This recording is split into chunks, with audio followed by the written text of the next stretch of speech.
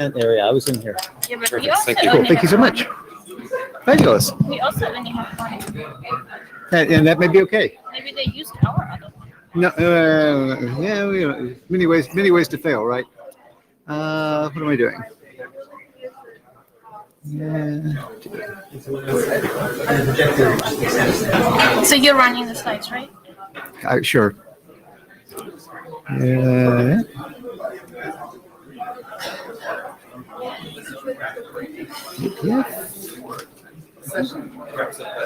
An hour from now, that's what it said. Yeah, 1 hour. Yeah.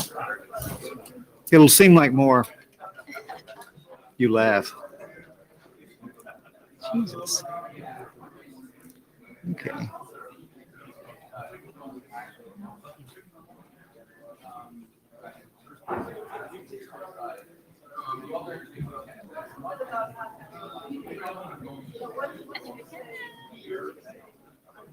Right?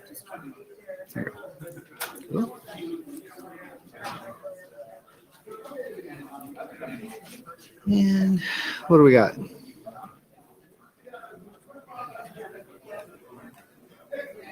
So everybody's all uploaded and everything, right?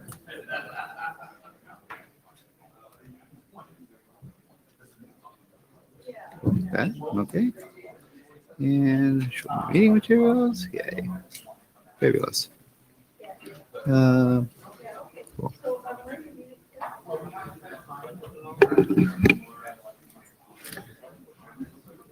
Slides and okay.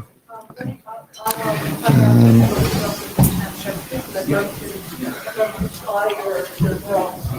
Sorry, I'm obviously incompetent.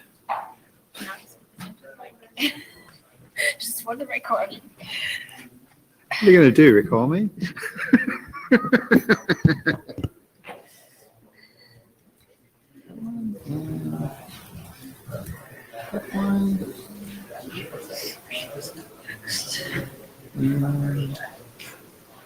This should be that. And then that could be that. Take a walk, but And what do I do? I remember this joke. Yeah.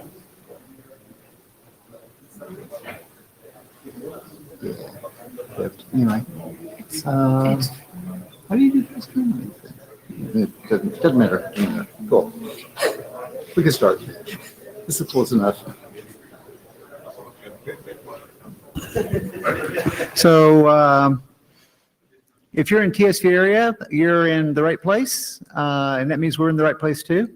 And if you're not in Tsvarea, you probably should be looking for where you are. We're getting a start just a couple minutes late, but that's not bad for a slow start.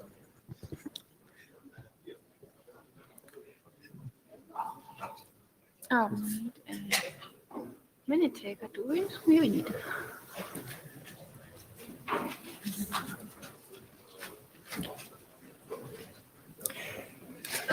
So we have the blue sheets coming around. And we have an area director doing a last minute grab of a scribe.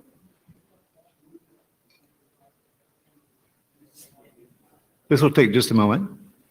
While we're doing that, you can review the note well, which is much like what else you will see this week as the second slide in pretty much every presentation.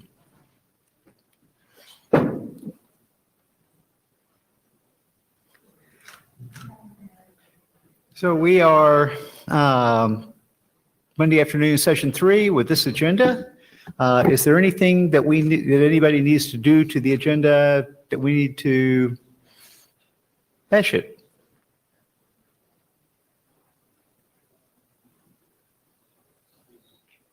Hearing no hearing no suggestions, we will blow forward.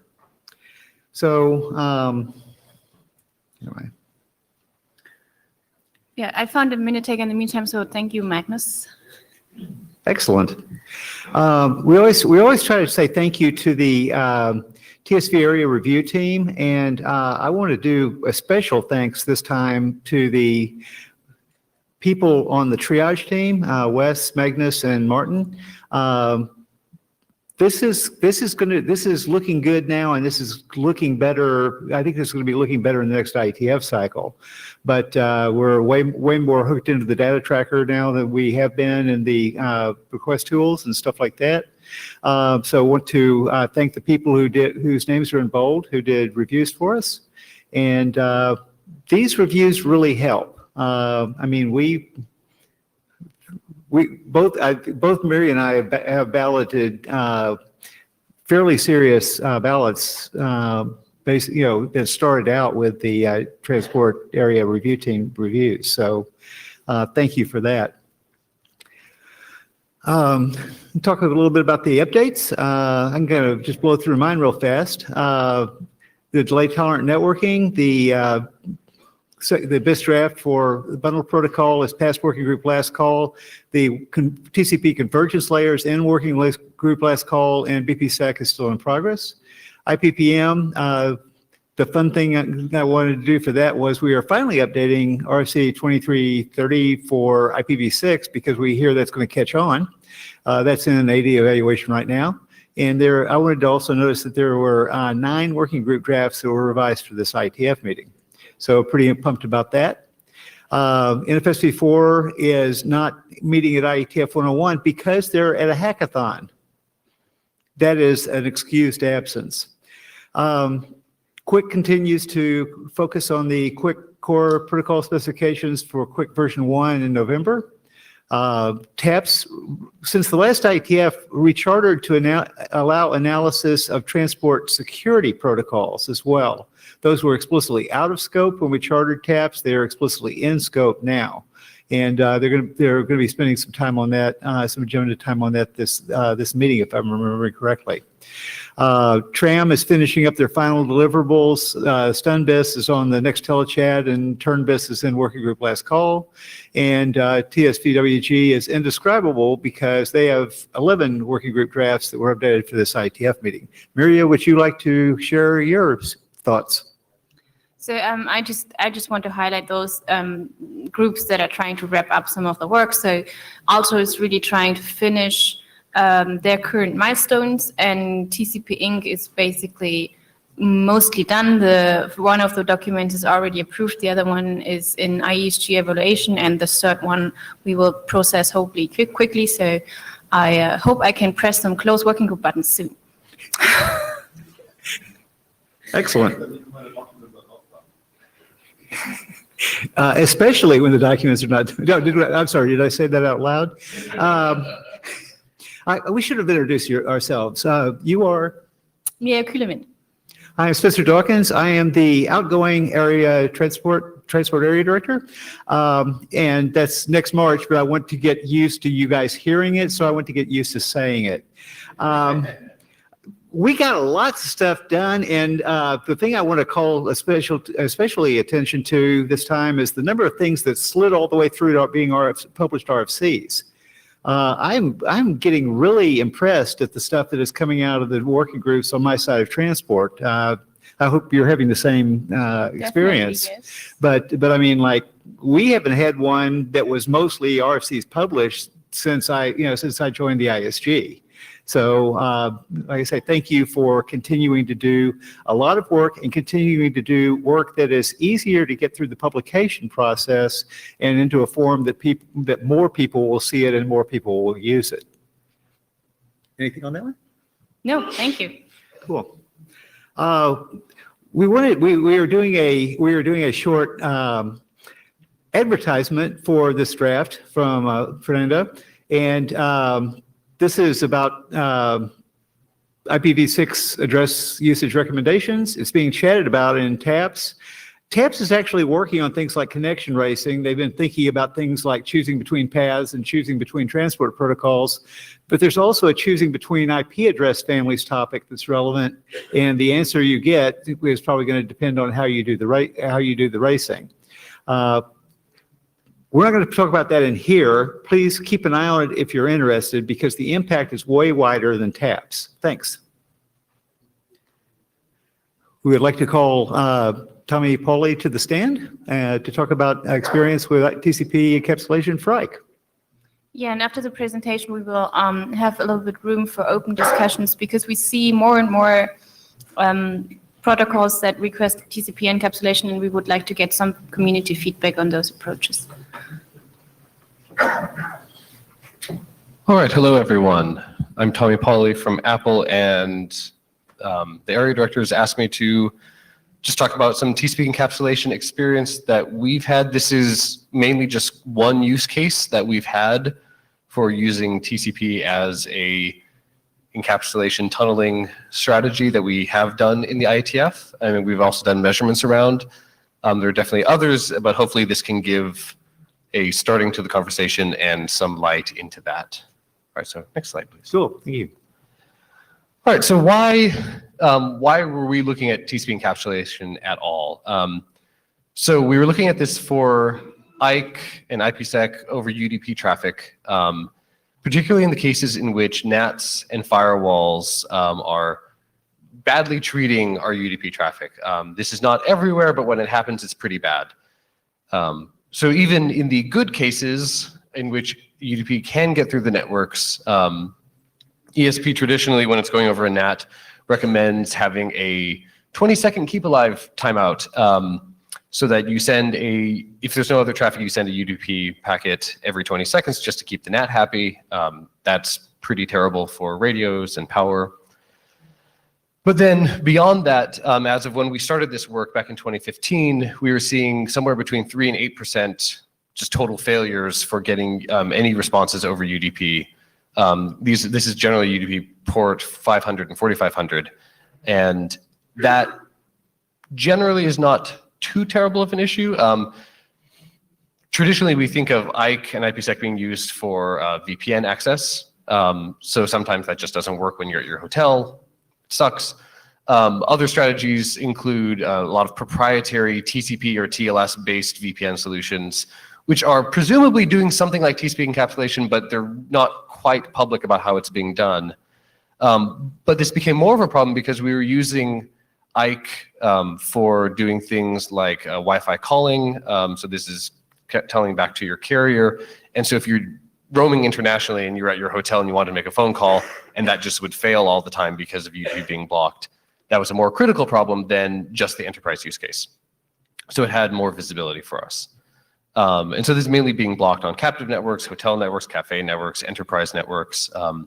I think we saw higher failure rates in like Asia, it was less of a problem in some of the US markets and more of a problem internationally.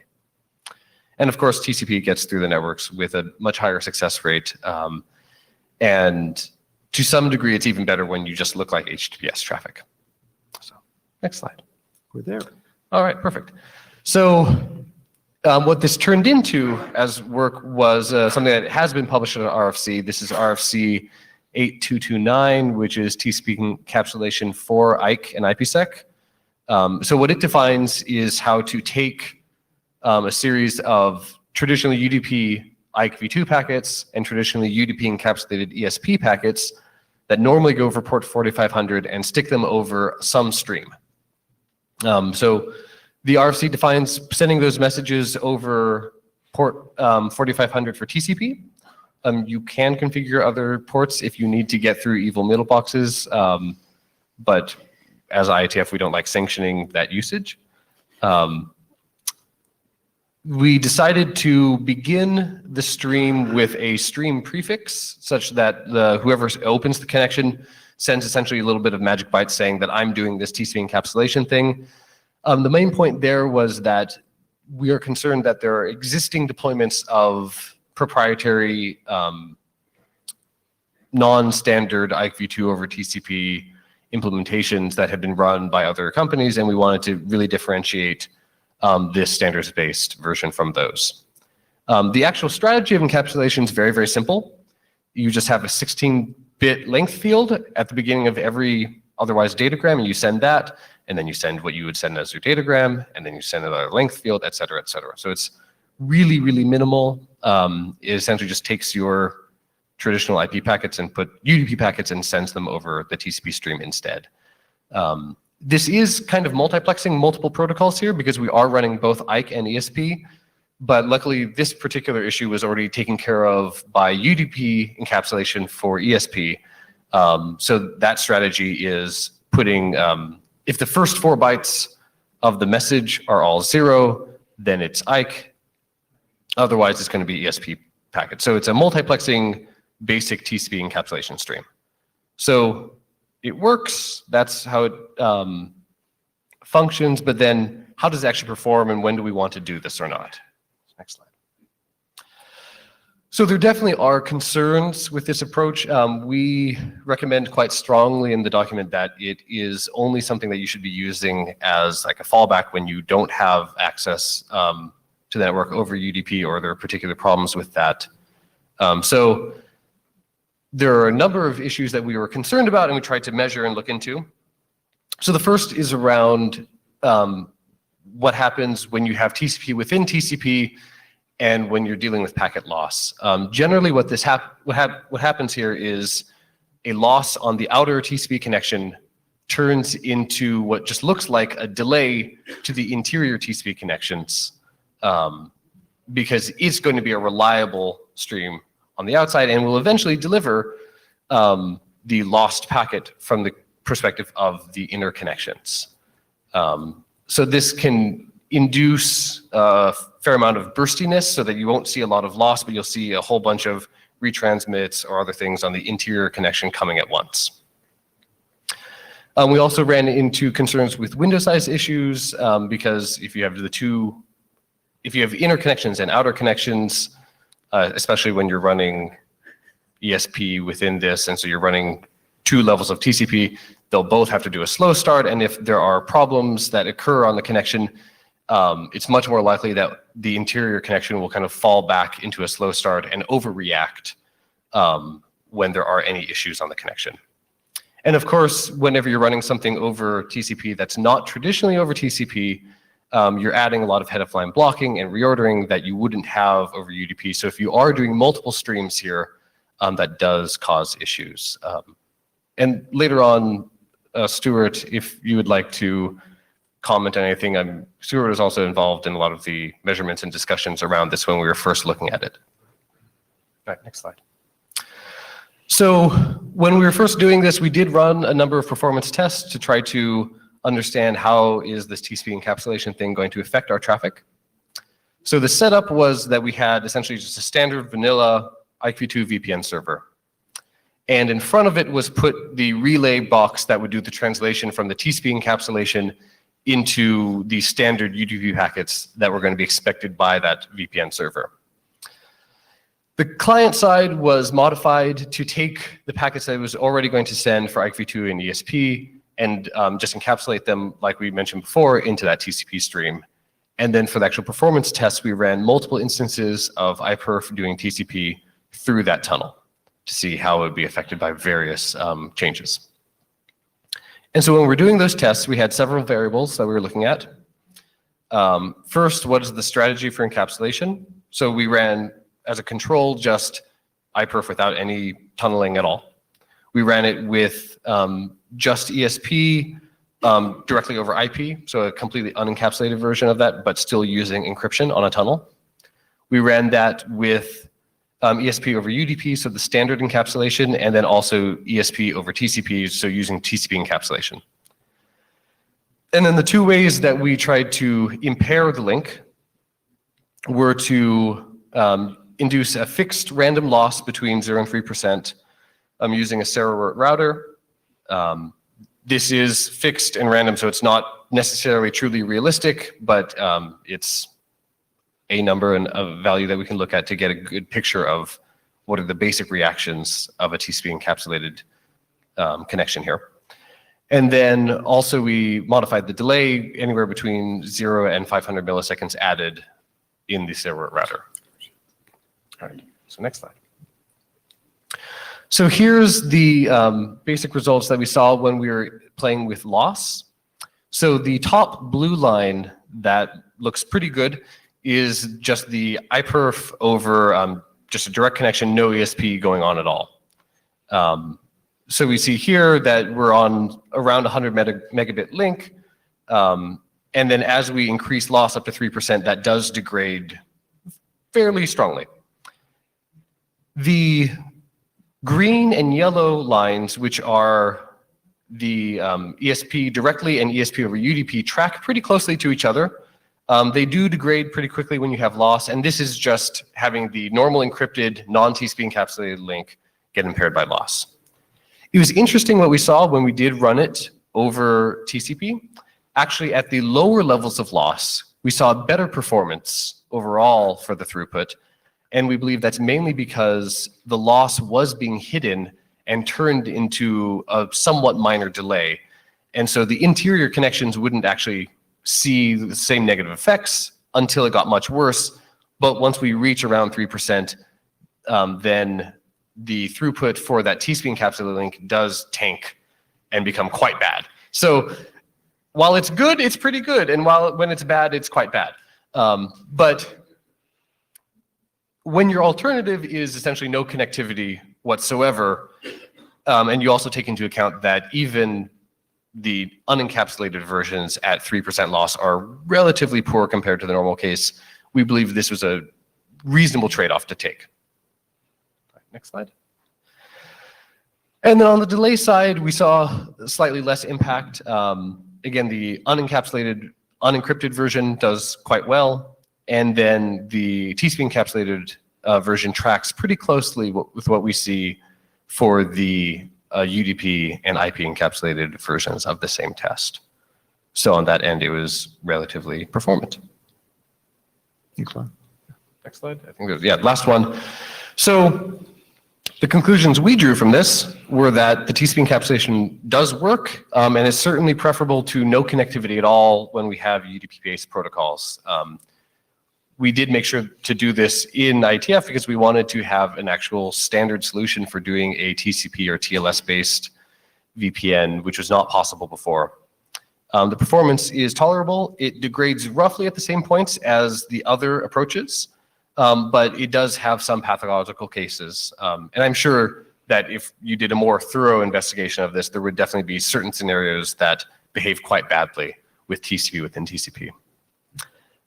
Some of the areas that we think could be very interesting to look at if we do see this become more common, that we have TCP encapsulation as a strategy, is tuning that outer TCP connection, maybe make it a little bit more intelligent about what traffic is going through it, especially when we have multiple TCPs within each other. It'd be interesting to see what are the right ways to pass ECN markings through. Should you even create your own ECN markings when you know you're experiencing loss on the outside?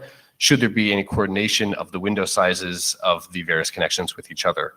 Some of those approaches we believe could mitigate some of the pathological cases, but we haven't fully explored those. So that's it.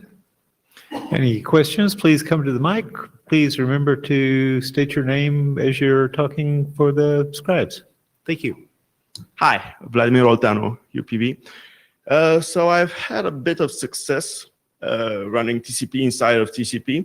If I marked the inner TCP packets with congestion experienced whenever the outer connection experienced losses. So, okay, yes, that was one of the approaches we were thinking of. So if that works, great. I mean, it doesn't work perfectly, but Sure. It's better than nothing. Okay. Tom Herbert. So when I first saw this presentation, I was slightly alarmed because I thought this was going to be STT. Are you familiar with that? No. So STT, the idea was to use TCP as a header format, but not, they were encapsulating with that. No. So might be nice on slide one just to make sure this is encapsulation within an actual TCP Within a stream, true not just TCP stream. using Yes. TCP header format. But I Yes. did have a question on the performance. Can you consider in the UDP case, if packets are out of order, you can actually deliver out of order packets, whereas in TCP you have to wait for Yes. all of that. Did that have an impact on performance? So in these particular tests, not so much because they weren't really targeting that. I think you definitely would see that, especially if you had more connections running in parallel when we're running iPerf here, they already required a fair amount of in-orderness between them because there was a lot of packets there. But if you have a lot of bursty small connections that really have no relationship to each other, then I imagine it would be a lot worse whenever there was a loss or delay on that Or connection. just use multipath TCP. Maybe.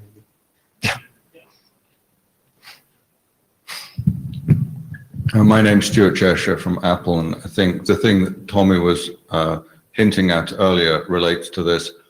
A couple of years ago, we did some work with John Iyengar recently at Google, and he had, when he was a research professor, had a protocol called Minion that was an extension to TCP that allowed delivery out of order, and we were very excited that this would give big benefits. And it didn't, and it was kind of a surprise. And it turned out that TCP's in-order delivery model is actually not bad, because most applications need data in order. An HTML page or a style sheet or a video stream doesn't work. If you're missing the iframe, then all the P frames and B frames that depend on it can't be decoded. And when the packet loss rate is only 1 or 2%, most of the data is in order. So the number of opportunities you have to deliver data out of order is small, and the number of situations where that's helpful is even smaller. So that was educational, because we'd gone into this confident that Minion would show these huge benefits, and we were kind of surprised that not as much. Right, that makes me think, like, if we had some use case, not like the current use cases that you mentioned, that was naturally much more loss tolerant, that expected, like, as we see, these particular loads we were putting over here already degraded heavily whenever you hit 3% loss. If you had another type of load which was perfectly happy to receive a bunch of loss on a UDP connection, then it would see a much worse degradation by adding it. Yeah, I think a lot of the thinking in this space goes back a long way. Before TCP had fast retransmit, and if you lost a packet, you're waiting for a timeout, that was a huge performance penalty. With fast retransmit, it's one round trip later, the missing data is filled in. So you're left with the sweet spot for this out of order delivery is stuff where one round trip is too long to wait. And that applies for video conferencing person to person. It doesn't even really apply for YouTube or Netflix video streaming, because a half-second playback buffer is ample to cover one round trip. Right. And the fast retransmit here is critical to making this work well. Lars Eggert, so I wonder, the stats you showed in the beginning about UDP not working over a bunch of paths, have you seen any change in the last 2 years? Has it gotten better? I don't have the updated numbers on that. I was looking for that as I was putting these slides together. No, I mean, it seems to be relatively similar to what I've seen for the quick UDP intolerance numbers that were given initially. So I'm asking because sort of 2 years is basically the time Quick has been around. And so one prediction could be that if Quick gets deployed more, it's going to push UDP into networks where it currently doesn't work well, simply because people will want to fix that, right? So there's one potential future where the need for this kind of encapsulation might go away because UDP is going to work better. However, we don't know. Right. And it's still a concern that even if UDP packets do make it through, and maybe only certain ports for Quick would make it through, that the NAT timeouts for UDP ports that are not well recognized are not going to be treated well in lieu of some other connection type header. So the cases in which I need to be able to receive a phone call and I'm just essentially camping on a NAT for a really, really long time, sometimes does work better when we have a TCP connection to leave that NAT mapping open. Right. So it doesn't do anything for NATs. Right. Hi, Luigi from Telecom Paritech. I was looking at the first bullet here, and I'm thinking, if a protocol is being designed to use UDP, there is a reason. So maybe it doesn't want all the heavy machinery that comes with TCP. Now you put that protocol on TCP. Is there any negative impact on from the TCP machinery on the protocol? Have you thought about that? Yes, I mean, I think all of the things that we're looking at here are the negative side effects that we're having from using TCP instead of UDP. This particular case, I imagine, is one of the worst because the previous use of UDP was to tunnel many, many, many TCP connections in all of their IP packets, a case in which you really don't want any relationship between the delivery of those packets. And so I imagine other direct UDP applications that aren't necessarily about tunneling would experience similar effects, but hopefully less than this. Let me be outrageous. Okay. What if there is a way to turn off the congestion control or some part of the machinery of TCP when the purpose is just to go through middle boxes? Right, and that starts to get into some of these other approaches of, oh, just use TCP as the header to get through, and that gets into a pretty messy space, I think. Yeah. Open discussion. Yeah. Do you want to stay here? It doesn't matter. So thank you very much. Yeah, I think, thank you very much, definitely. yeah, I think this was really good to understand the main use case we see and some of the problems. So we would like to actually get some feedback from the community. Can you go on the next slide? There should be another one. Yeah, one more actually. Okay. So this was just a few, oh, this is not really how it's supposed to be. Great. So just out of my head, I put up some few RFCs that were recently published and drafts that are kind of under submission or really work in progress, early work in progress, that kind of cope with the same use case and the same problems. So we see this more and more often. It's not like one use case where we see mailbox problems and where people think that TCP encapsulation might be the solution to their problem. And therefore, basically, what we would like to ask the community is two questions. First of all, what do we think about this? Is this an acceptable approach? Do we know any better? And no matter what we think about it, do we have to provide more guidance to the rest of the community outside of the transport area how to do TCP encapsulation correctly? Any thoughts? Hi, Tommy. So just one thought based on that. The RFC that we did for Ike was in the security area. So it's not a group of people who are used to transport necessarily. It was very useful to get the transport area's review on it. But when we were doing it, it would have been really useful if we had a document to refer to that essentially gave, here are the guidelines on how to do this and when it's a good idea to do it or not, and the pitfalls that you'll hit. And we essentially wrote up a large, performance consideration section in there. And it would have been great to have just another RFC to point to, like, look at this. This explains all the problems. I mean, like, to other areas, it's also not clear that, like, TCP is a streaming protocol and UDP is a data protocol. And if you put data on a streaming protocol, then you probably need to figure out where your message starts and ends. So these are, like, very general stuff. We think they are not very complicated, but writing them down as a reference might make sense. Hi, Brian Dremel. I got up because nobody was getting up. No and yes. Yeah, so 1, no. 2, yes. Question for Tommy. You've done a lot of the work in order to make this document make sense. You already did a lot of the work for writing the guidelines document. Can we use that text as a starting place? Yes. I think we should do that. And I think it should be, it should probably capture the no answer in one, but it's like, yeah, don't do this, but we know you're going to do it anyway. So here's how not to blow your feet off, right? So if people have this problem and the answer is don't use TCP encapsulation, Yeah. what's the alternative? Right, they're going to do something even worse, right? Like, I don't know. I don't even know well, what for the- example, we just heard you can put TCP headers on things that aren't TCP, so that would be another way to do it. Yes. So, yeah, we're here. So, and actually, this was a Petrakucha slide of mine, right? What happens when you run TCP and TCP? And that was, I realized when you were giving this talk, that was in the pre-fast recovery era, right? That was in the 90s when, yes, everything would RTO. If you look at it funny, it'll RTO.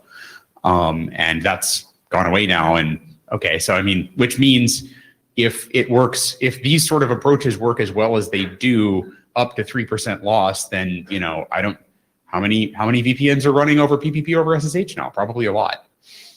And yeah, I think that a guidelines document here would be useful.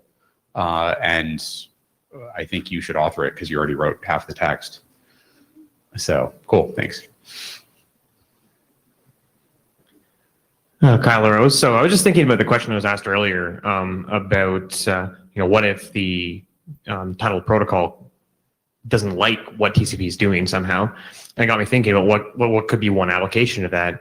And maybe the protocol running over UDP actually cares about packet loss. That tells it something about the network, or maybe it's trying to figure out information about the network to maybe fall back on something else if there is packet loss. Would it be possible to push, give access to that information, those metrics from the TCP layer up to the upper layer protocol? So this kind of reminds me of the guidelines for ECN in tunneling protocols.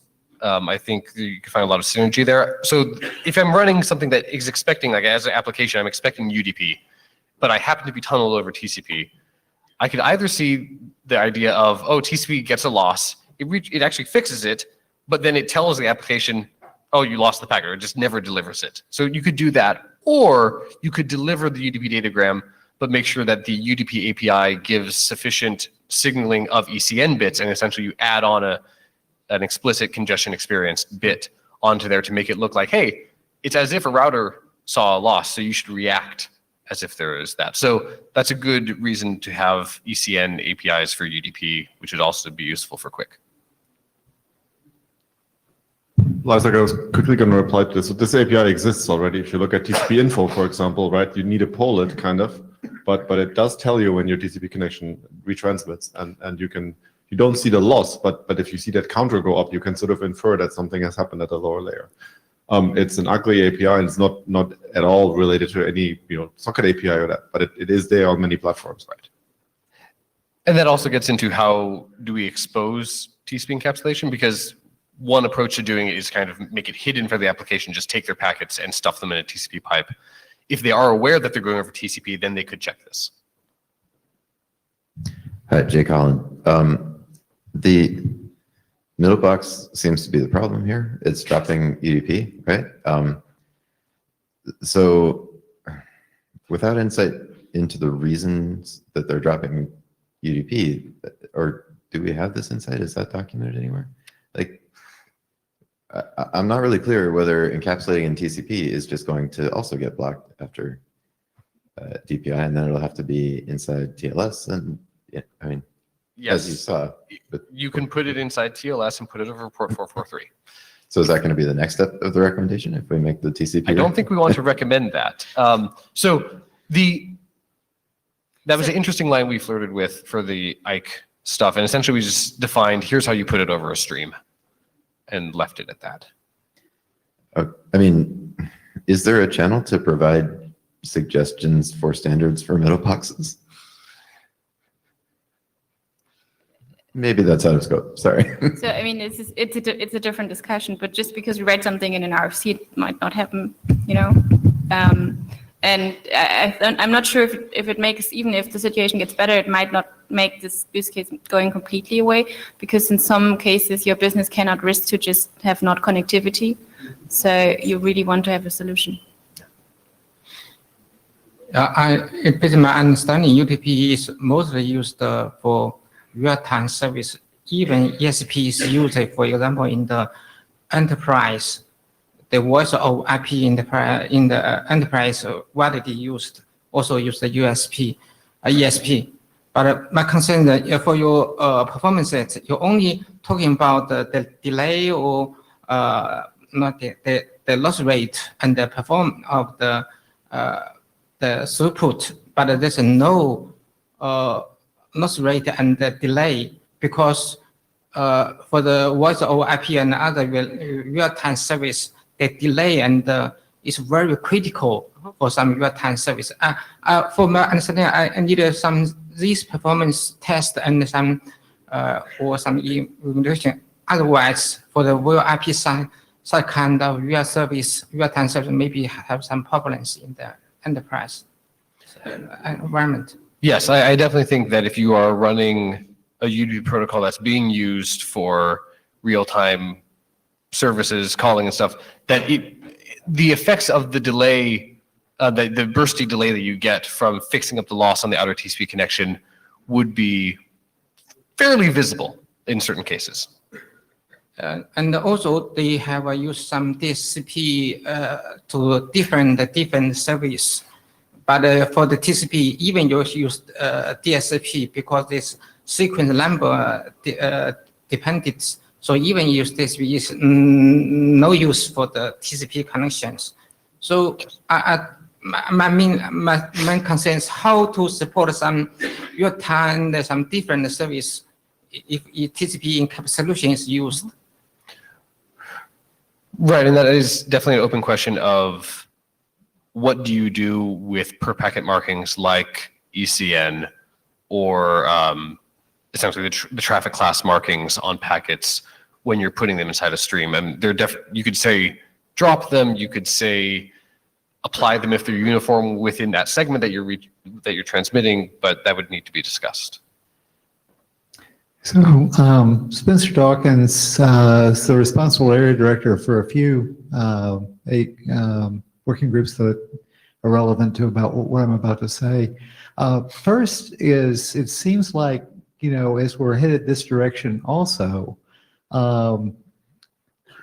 the TAPS working group, when we chartered it, was pretty, Pete Resnick leaned over to me during the BOF and said, this is right on the hairy edge between research and engineering, but I like it.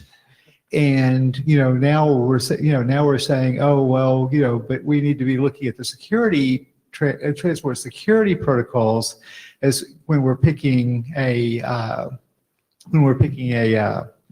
path, and we're saying, oh, we need to be looking at address families as we're picking a path. And I'm waiting for somebody to send me a recharter request for TAPS that says we need to be looking at things like loss rates and stuff like that, so we'll know whether to start doing things like that. So the second thing I was going to say, and I'm taking off my AD hat. The second thing I was going to say was, if I knew anything when I got to the IETF, it was that running TCP over X25 was the wrong thing to do, and that was a long time ago. And I think it's really a good thing for us to say. Well, with fast retransmit, you can get away with a lot of stuff that you couldn't get away with when you really had two reliability mechanisms that were beating on each other a lot more violently than what you were seeing was beating on each other. And the third thing I'm going to say is I'm waiting for the day that, since Quick runs over UDP and it has really state-of-the-art at loss recovery, I'm waiting to see if anybody tries to run that over TCP as a fallback. And now I'll go sit back on the stage. You're welcome.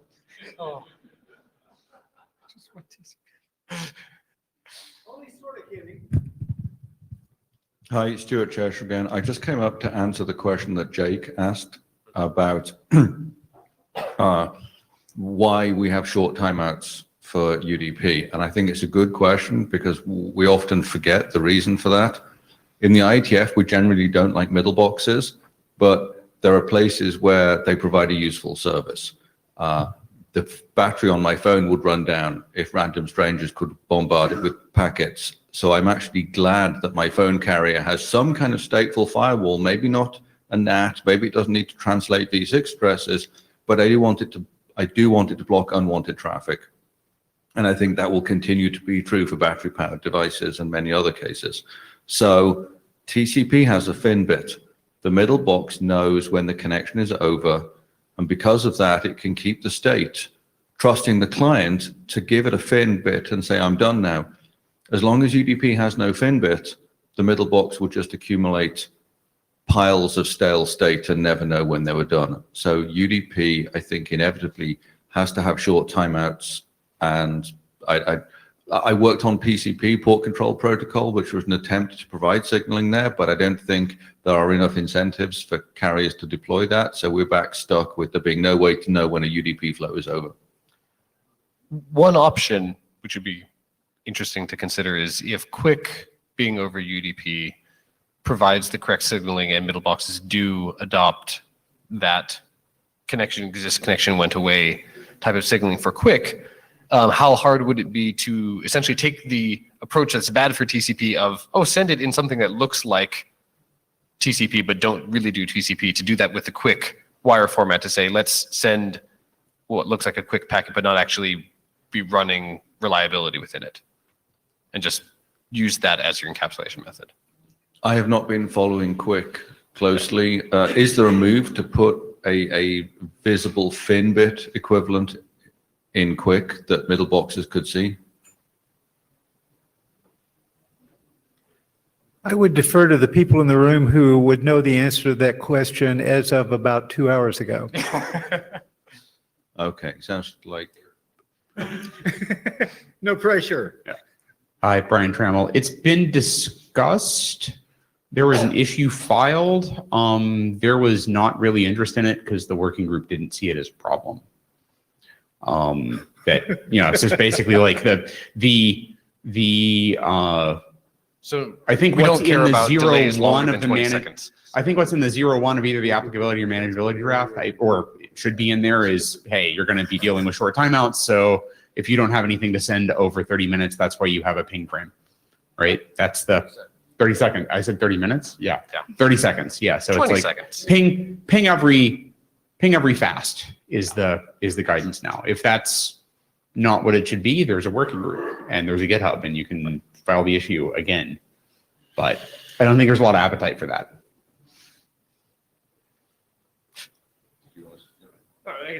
Yeah, and thank you all for the clue on that.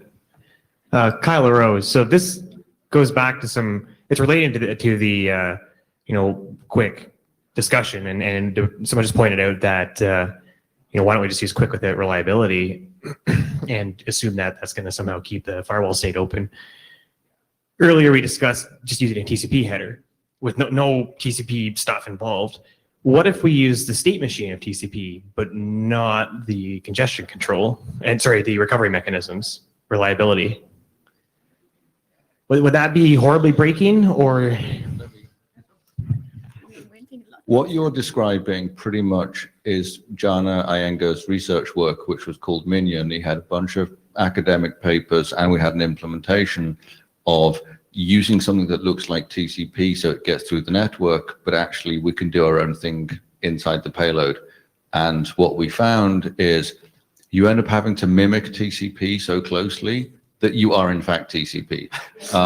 One of the things about Minion was it had a mechanism to skip retransmissions. If the data was timely and it was stale, it would just skip the sequence number ahead. There were enough middle boxes that would recognize that as bogus and tear down the connection. So we had to retransmit the data we didn't want anyway, but as long as that was only less than 1% of the traffic, it wasn't a significant overhead to send the data we didn't want. And with fast retransmit, it's only one round trip late. We just ended back with TCP. Yeah. I love the internet. I'd just like to say that.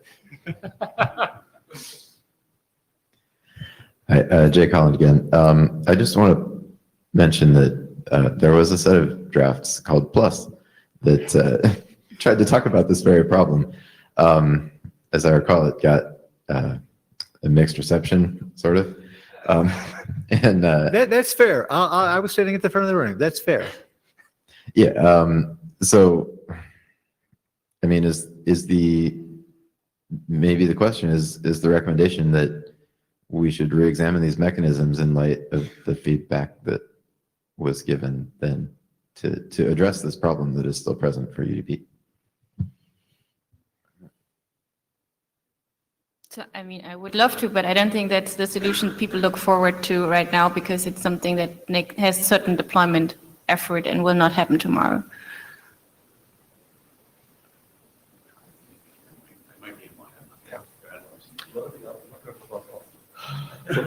Last again, not talking about Plus. So one difference with Quick in this space is, right, so because of zero RTT, a client actually has a pretty low overhead to just establish a new connection when the binding state times out. However, you still have the problem, what if you want a connection open without pinging constantly? Yep. And that is not solved. But at least these sort of overhead that you have with TCP over TLS over TCP with opening a new connection is gone, or not nearly as bad. Right, and to that point, the reason that this came up for us with Ike was not about outbound connections, because Ike has Mobike, we can reestablish in one RTT, it's great, The problem was that we were using these connections to receive incoming phone calls, Yeah. and we need to be camped. And so if we ever want to use some variation, maybe it's quick V2 or something like that, to receive incoming pings on a long-lived like push style connection, then we'll need something to indicate to the network that I'm still around, don't kill me. Right, and right now that's ping. Right now that's that packet every 10 seconds. But yeah, so that this drains is- your battery. Yeah, right, exactly. But so, you go ahead, because I'm probably going to say what you're going to say, but I'm just going to say what Lars said. So. But if not, you get 2 turns. So the problem with, so it's ping and it's probably going to stay ping. And the reason is that even if we did put the bits on UDP traffic, by the time a middle box gets up to actually do something different will be pretty long given the update cycles. And how do you know before you send the traffic, or even while you send the traffic, that you have a path where you have such a middle box, so you don't have to ping so frequently? Right. Yeah, there are mechanisms to do that. The binding timeout a couple times. Right. You start with something low, and then you just wait slightly longer. You keep increasing the timeout between pings 10 seconds until you lose it. It only helps you after a long time, where you don't move. That's true. That's true. But for mechanisms that do need a long-lived connection to receive incoming phone calls, if I can do this discovery mechanism over the first hour I'm in my hotel, and then be able to only send a ping every hour from that point on. It's called, yeah, PLPTOD, path packetization layer path timeout discovery. Here you go. Yeah. If I could just mention one thing here, my close personal friend Aaron Falk is in the process now, I think, of trying to figure out if we're supposed to be doing another hot RFC lightning talk round later in the week. I don't, I mean, he's trying to figure that out. I think he put out a doodle poll saying, do you need to do this, and would you come, and stuff like that. I haven't looked at the doodle poll, but whatever he asked, he's asked. If that happens, I would recommend that somebody get up and say that and see who follows them out of the room. Okay, good point. I did actually, the thing that I was going to say, what Lars said, I do actually want to get up and say that again. So what Lars said, no, with respect to a stop bit on Quick, a reason not to do that is, okay, we're uncertain if it would get used, and for the current application that Quick cares about, which is HTTP, as HTTP is often used, but not always used, like there are things that do stuff with WebSockets that are going to fall over in interesting ways. But for right now, for vanilla HTTP 3, or whatever we're going to call it over Quick, it doesn't really get you anything. And for the deployment lifetime of version 1, yeah, the deployment of middle boxes will be negligible. But it's probably something that should be re-raised when we talk about putting other applications on top of it. Because there are applications where having a long-lived connection where either side could decide at some point to send, you need to know that state's there. And maybe the solution is PLPT, whatever, timeout discovery. And maybe the solution is some sort of timeout discovery plus some sort of signaling, with the hope that some sort of signaling will be used in the future. Or alternatively, the recommendation, at least in the meantime, is you have a TCP connection open to receive that. Right. Yeah, you could do and that then too. you do Quick in response to it. Right. You could do that too. And We'll you have to could see how it migrate pans out. you could migrate the crypto. Yeah. Okay. Yeah. Yeah. Crypto step. Okay. Yeah. Cool. Thanks. If I could do just a AD interrupt kind of a thing here, we've got, is it 7 more minutes? Is that right? And we always try to end Tsvarea with the opportunity for the community to get up and tell us the ADs what the ADs need to know. Was anybody planning on saying anything at open mic time? And if you are, just please raise your hand so we'll know. So I guess we're actually wrapping up this discussion anyway. So Yeah. I'm happy that nobody freaked out and screamed at me when I said TCP encapsulation. So that's a good sign. I think there's interest in providing guidelines, and you committed yourself right now. Okay, perfect. Sure. Perfect. So if Should be a group there's effort. any more people who wants to help, just contact Tommy. And I think that would go to TC working group. Actually, we don't want to see it here again. I'm also happy that people have a lot of ideas about what to do about encapsulation. So we should keep talking. And thank you very much for this discussion. So now if you have any other thing you want to scream at us, go to the mic.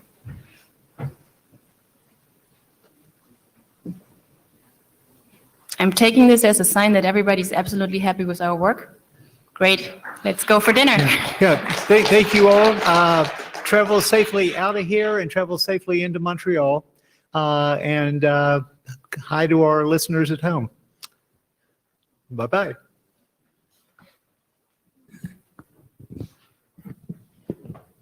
Could you unplug me, so?